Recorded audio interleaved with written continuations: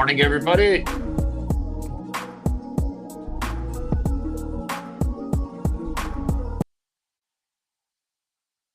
Ion quiet comments on Facebook, LinkedIn, YouTube, X, Instagram, all systems go.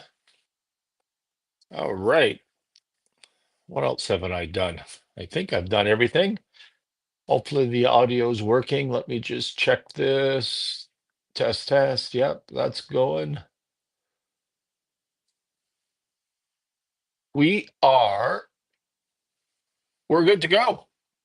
Let me find my notes. Welcome, everybody. Episode 338. Sound as good as Facebook. Thank you, Ashley. March 17, 2025. Welcome to Mornings with Scott, the best damn business show for medium and small businesses on the planet. Happy St. Patrick's Day, the patron saint of terrible green beer. Markets this morning mixed on mixed economic news in the U.S. Manufacturing down. Retail sales for the month of February were a little down. I mean, the growth was down. The sales were up, but more or less in line with inflation, meaning there was no real growth at all. Remember, all of these numbers for January, February have zero to do with tariffs. That seems to be all the headlines. Tariff, tariff, tariff. It's impacting economics. Nope. Nope. I mean, it might be, but that's not what this data is all about. This data is all pre-tariffs, which started in March. So most everything open sort of flat to red, uninspired this morning. All right. Owen Gregorian on X. Do you follow that account? You should. Chinese scientists, he reports, he does a lot of science stuff. He picks it out from journals and scientific publications. That's the word I'm looking for. Says Chinese scientists achieved 99.99% lithium recovery using a groundbreaking eco-friendly method with amino acids and micro batteries. Lithium ion batteries power our daily lives, from smartphones to electric cars. However, as demand grows, so does the problem of e-waste, as they are calling it. Discarded batteries release toxic chemicals that leach out and contaminate into the soil and the water, while mining fresh lithium and other metals depletes natural resources and harms ecosystems. Maybe. There's a lot of lithium in the world, a lot, albeit the grades and the grades are not strong on a lot of those deposits, but there's a lot of lithium in the world. Anyways, to address these issues, a team of Chinese researchers developed a safer, more sustainable recycling method that eliminates the need for harsh acids by using a neutral solution. Old lithium batteries contain valuable metals like lithium, nickel, cobalt, manganese, which can be reused in new batteries. And most current recycling methods use powerful acids or ammonia to extract these metals, but these processes can harm the environment. Right? If you're trying to recycle these batteries, I think the focus should be on the recycling as opposed to the recovery of the metals. The recovery of the metals is cool because recycling has to be profitable to be sustainable. And so to get the metals back and to be able to resell those is a good thing. But the big benefit here is to not use acids that contaminate the soil in a really significantly negative way, in an effort to stop lithium batteries from leaching into the soil in a really negative, significant way. The new method, developed by scientists from Central South University in, who knows how to say that, Guizhou, Guizhou, I don't know. Anyways, Chinese university. And they're using something that works at a neutral pH level, reducing pollution and safety risks. And to make this possible, the researchers combined two innovative ideas, using micro batteries, air quotes, to break down the battery materials and adding the amino acid glycine to help extract the metals. And this allows the valuable metals to be recovered without using harsh chemicals. So cool. One of those important environmental issues we face is these lithium batteries just keeps piling up, piling up. I think those are a problem. Carbon, perhaps a problem. Solar panels, obviously, and plastics. Plastics is something that we are focused on. I am focused on. Anyways, there are a lot of studies a lot of these scientific studies in the lab, excuse me, that have yet to be engineered into a scalable solution, a practical solution. I read another scientific study from some other journal over this past weekend on plastics recycling, which was a very similar story. You could have just taken this whole story I just reviewed with you and substituted lithium batteries for plastics and amino acids and the breakdown of the polymer and putting it into its core carbon constituents and it being really successful in the lab and having 99.99% effectively, cheaply, and safely. There's all sorts of these studies as I started researching this on the weekend. And with those studies, there's a lot of pilot plants. People, I've been for years, tire recycling was a huge thing in the 90s, bio waste recycling now into plastics and lithium batteries is the hot thing of the day. And so what happens is you raise a bunch of money, 10 million and 20 million dollars.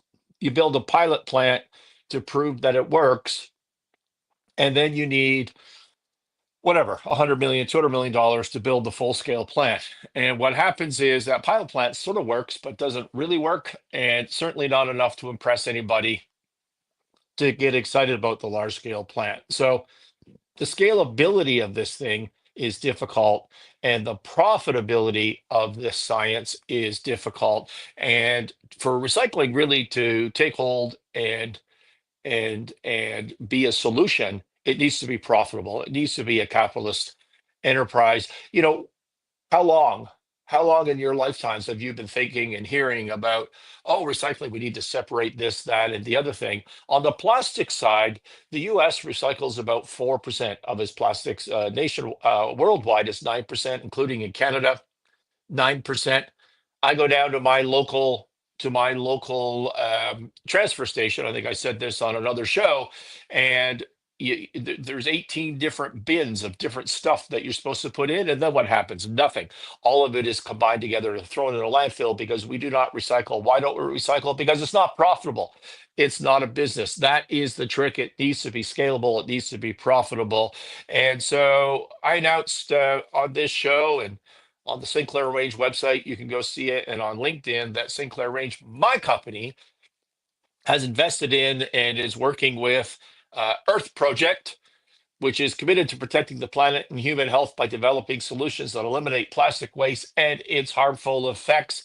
The world is drowning in plastic. Millions of tons of waste are accumulated in landfills. I think we're wasting about 350 million tons of plastic globally every single year. Think about that. How much is your little water bottle? How much does your little water bottle weigh? Now, how many would it take to have 350 billion tons of plastic? It pollutes water, harms wildlife, releases toxins that pose direct risks to human health. The scale of the crisis is mind-boggling, and the solution is clear. We must develop economically viable processes that make plastic waste recovery practical, scalable, and profitable. There is a lot of science. It's great news. The engineering is the trick. And that's what we're trying to do at EarthProject on the plastic side. In fact, I am leaving for Calgary this afternoon from the World Headquarters home studio here and heading to Calgary, and we'll be in meetings the next couple of days with the EarthProject team, working through the business case and the engineering and what it is that we are trying to accomplish there. And there will be news releases coming, so stay tuned for that. Wall Street Journal reports this was a last week's news, obviously, since it being a Monday, that Walmart, the huge retail behemoth, is getting an earful from China over response to Trump's tariffs. You thought we were going to get away without a tariff discussion, didn't you? I know that's what you thought, but nope. A little bit of tariff talk. President Trump's trade war with China has landed, and Walmart is in the hot seat in Beijing.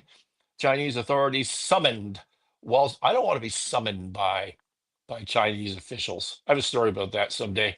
Maybe not for today. Summoned Walmart officials for addressing down this week after receiving complaints that the retailer was pressuring some Chinese suppliers to cut prices to absorb the cost of U.S. tariffs. State media people familiar with the matter said Wednesday. That was Wednesday last week, by the way. So why are we covering this story? Just going right back. Who pays who pays the tariffs? If you're an exporter into the US, who's paying the tariffs? Well, the tariffs are being paid by the importer of record, right? The goods goes through clearing into US customs, and who's ever doing the custom broking and the brokerage and the clearing work has to collect the tariff, and it's from the importer of record. So it's from the US company, in this case, Walmart. If they're going to China they're not physically going to China, but if they're importing goods from China to sell to you in the US, then it is Walmart that, as the importer of record, that is on the hook for the tariffs. Now, there's nuances to that. And I know that on LinkedIn a couple of weeks ago, I pointed this out to somebody, came back and said, we don't have an importer of record. We just do it ourselves. And so we have to pay it. Well, you kind of are the importer of record. You're wearing two hats at that point. And that's an unusual situation. But just remember, from your perspective, it is the importer of record that is paying this. And so in this case, Walmart, which is why I thought this was a good example. And what's Walmart going to do about that? If they have a 20% extra cost they're buying a widget from China, marking it up and putting that widget on their shelves, and now their widget costs them 20% more. What do you think they're going to do about that? Well, they have three choices. One is they take the hit and have 20% less profit on, that's not the exact math, but you get the point, on that particular product. That's option one. Option two is they charge 20% more to their consumer, right? They bought the widget, 20% more on the cost from the tariff. Now they put it on the shelves, they pass it to the consumer, or they push the Asian supplier, in this particular case, the Chinese supplier, to lower their costs to match it. And those are their three options. And now there's other solutions to this as well, just in economics in general.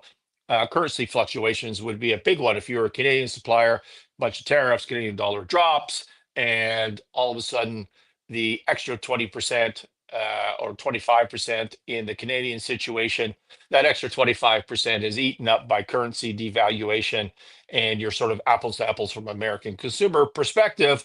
But the point being, that's what Walmart is doing here. So Walmart, they can raise prices and they can pressure suppliers in China. It says here in the Wall Street Journal, the president's decision to add a 20% tariff on Chinese imports on top of previous tariffs has put U.S. retailers such as Walmart in a tough spot. Raising prices risks the ire of Trump and American consumers, but getting suppliers to bear the burden isn't simple either. China, too, is under pressures as tariffs inflict pain on its export-focused economy, which is grappling with overproduction and weak demand at home. U.S. businesses have been reducing their dependence on China in response to worsening relations, a trend that developed during Trump's first term and has since accelerated. Many companies are shifting production to Southeast Asia. So that's right. We experienced this with my companies in the first term of Trump, where we're building in China, and then we started looking at Vietnam and other East Asian places that we can avoid these tariffs and get things done cheaper. India too has been good at picking up some of that work.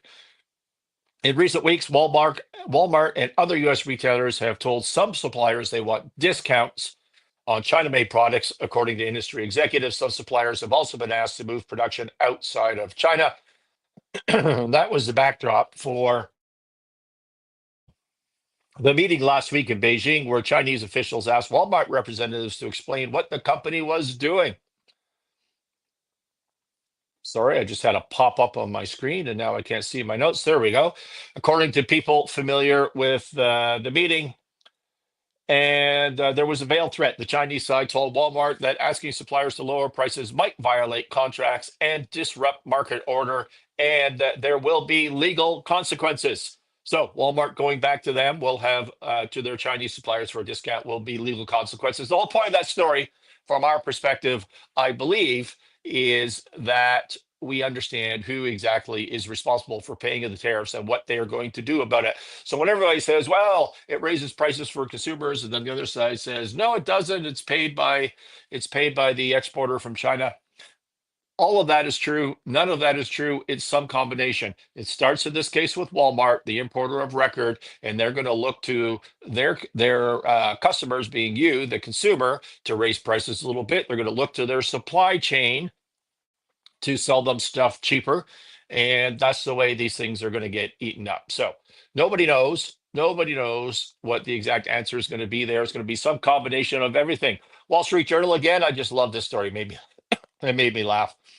An executive for insurance giant State Farm was fired last week after he was recorded on an undercover video making comments about the insurers' premium increase in response to the South California, the LA wildfires. A gentleman by the name of Hayden Kilpatrick, who worked at State Farm's vice president for innovation and venture capital, was recorded on a video published by O'Keefe Media Group. The Los Angeles Times reporter that he claims he told the Los Angeles Times reporter that he claimed he was fired over the recording. Well, of course he was. So O'Keefe Media Group, this is this James O'Keefe, and he used to be at Project Veritas, I think, before it got Me Too'd and he was ousted. But he's famous on the politics side, mostly in politics, for setting up dates, actually romantic dates, usually gay dates. I don't know why that is, but it's always a man and a man whenever I see the clips. Not that that matters, but I just find it interesting. And so they get some hapless politician or Democrat operative, and they're out on a date, and the person starts having a couple of drinks and bragging about terrible shit that they're doing, and the spy on the date has got it all on a secret recording on a lapel camera or whatever. Well, that's exactly what happened here. So the secret recording caught this executive of State Farm saying, "Are people looking at it this way?" And quote, "Shit, we got like maybe 5 billion that we're short if something happens," end quote. We'll go to the Department of Insurance and say, quote, "We're exposed here. You have to let us catch up on our rates," end quote. And the Department of Insurance will say, "Nah." And we'll say, quote, "Okay, then we're going to cancel these policies," end quote. He also said, quote, "There never should be houses built there in the first place because of the risk of fire. The residents want natural areas around them for ego, but that area is a fucking desert, and so it dries out and it's a tinderbox." So this is all on camera and it's being released. And so obviously State Farm fired him. Kirkpatrick told the Times that he was fired by the company for the remarks that he explained were recorded during a Tinder date in January that he believes was a setup. You think, but otherwise declined to comment on the outlet. So here's the moral of the story. If you're doing Tinder dates, people you don't know, go start blabbing about anything to feed your ego and make you look like a big player on your date, because it could be recorded. This is happening a lot. Like, this is not just some rare instance. It just makes me laugh. You just see this. There was a whole business, a really, really profitable business in Project Veritas that this James O'Keefe founded, and then he spun out on his own after the Me Tooing thing. And so this is the real thing, and it happens all the time, and people just keep falling for it. Just keep your ego in check. Keep your mouth shut. And by the way, if you want to know what's going on in the world, look at insurance. Always look at insurance. None of these houses are going to be rebuilt in LA, in that area, anytime soon without a significant change in regulation. And insurance is a huge part of that. So, The Grow, our new podcast, my new podcast, a weekly review of the cannabis business, episode 1, will be released tomorrow morning, 5 a.m. Eastern time. I believe it is scheduled. It was shot last week. It's a pre-recorded podcast. It's about the business of cannabis, where we explore the hypothesis. Listen to this hypothesis: that the industry has bottomed. There's a path to profitability, cash flow, shareholder value, and liquidity. There's a path to all of those things, and that the answer to success lies in business fundamentals, controlling the things that can be controlled. It's not about cannabis products. not about regulation directly. It's not about industry trends. The grow is about cash flow, restructuring, raising capital, building real shareholder value. And every episode will cover practical strategies to help operators and investors navigate the markets effectively. So it's going to be once a week, Tuesdays, 5 a.m., short little 10, 15-minute hit, a little bit of a deep dive and analysis on what is working in the industry and how you can take your small business in the cannabis side or medium-sized business and raise capital and earn more product. So it's available on YouTube, everywhere that you listen to podcasts, go check it out. And this week's episode, which is being released tomorrow, is about Cresco Labs, Cresco Labs Inc. Trades on the Canadian Stock Exchange on the symbol CL, and over the counter in the US, CRLBF, Cresco Labs, which is an industry leader in branded cannabis products with a portfolio of America's most popular brands that operate Sunnyside dispensaries.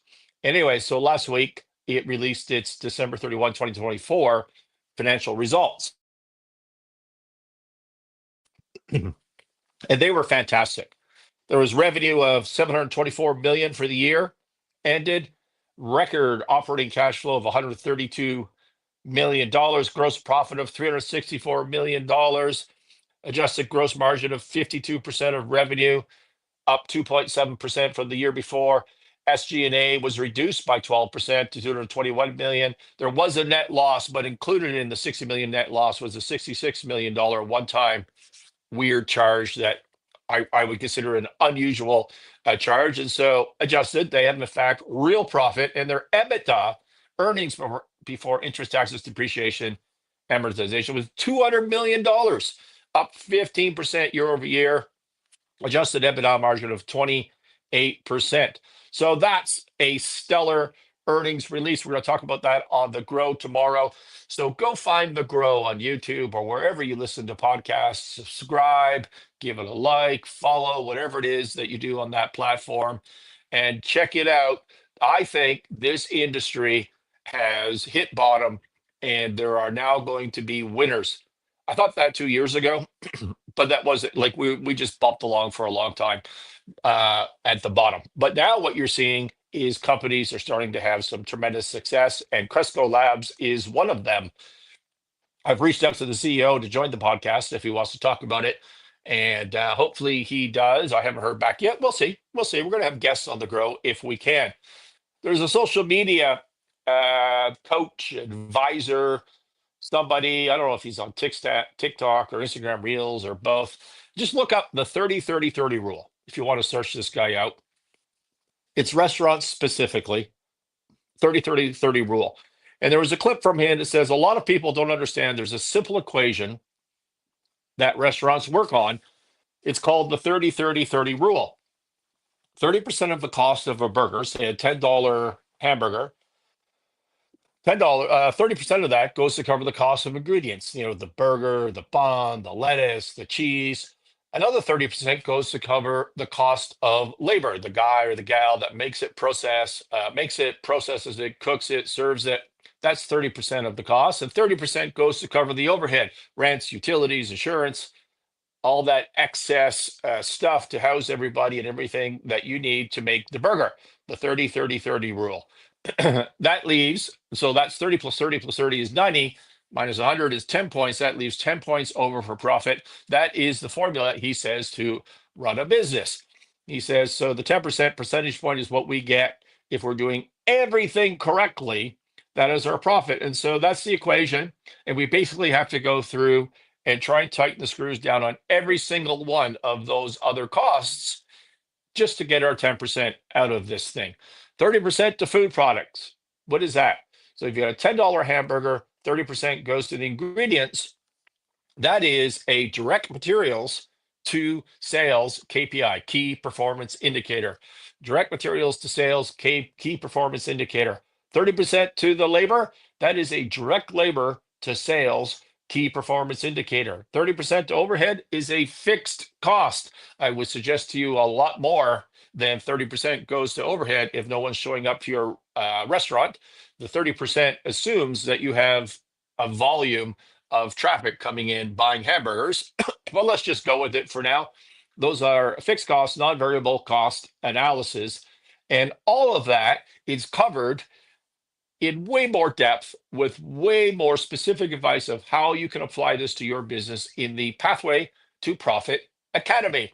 There's a link in the notes to the Pathway for Profit. It is the best damn value for money business course on the face of the earth for medium and small businesses.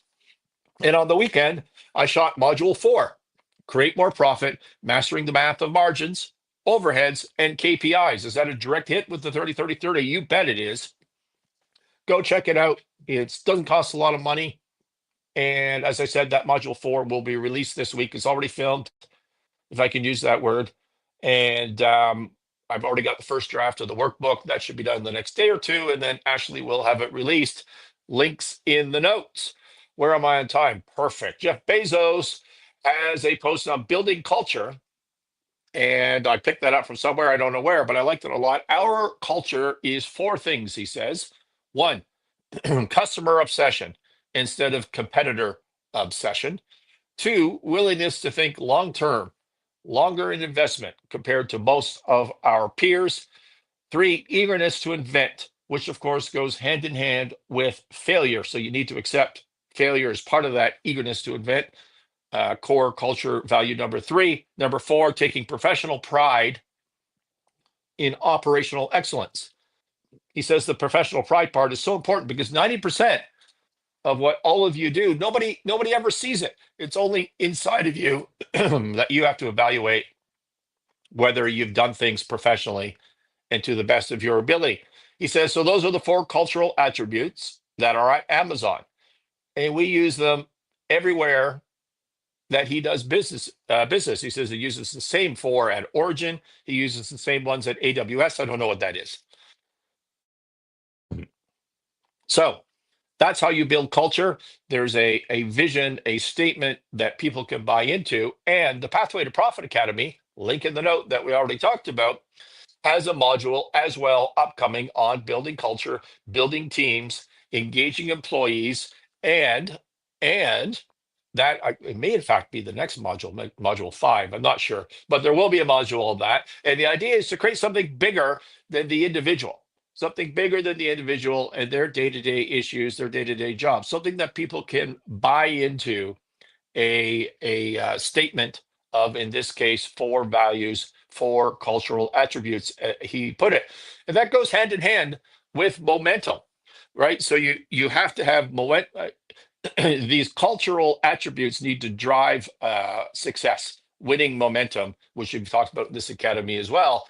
And that in turn brings teamwork together. I always have an interesting debate with myself. Is it teamwork that creates winning, or is it winning that creates teamwork? I think it's a little bit of both. Anyways, all that covered in the Pathway to Profit Academy gives you there will ultimately be 8 modules. There's 3 out right now, forthcoming this week. They're all over an hour and a half. So a ton of content with a workbook. It's changing the lives of entrepreneurs and small business owners, which is who is being targeted. All right, that is today's episode. So look I'm going to change for a while. Let's see how it works out this morning with Scott. I'm going to try and do it Mondays, Wednesdays, Fridays. I'm creating a ton of other content. We're super busy at Sinclair Range, traveling all over, closing deals, bringing in new clients. It's an exciting, making investments. It's an exciting, busy time. And so I'm going to try and cut this back and be more regular about it. I don't like telling you I'm going to be 5 days a week and then disappearing for 2. So we're going to try and schedule Monday, Wednesday, Fridays for now and see how that works. So therefore, I should see you on Wednesday, 8:30 a.m. Mountain Time. Remember the theme of 2025, defense wins championships. Any comments, questions I need to respond to? Nope. All right. That's it, everybody. See you Wednesday.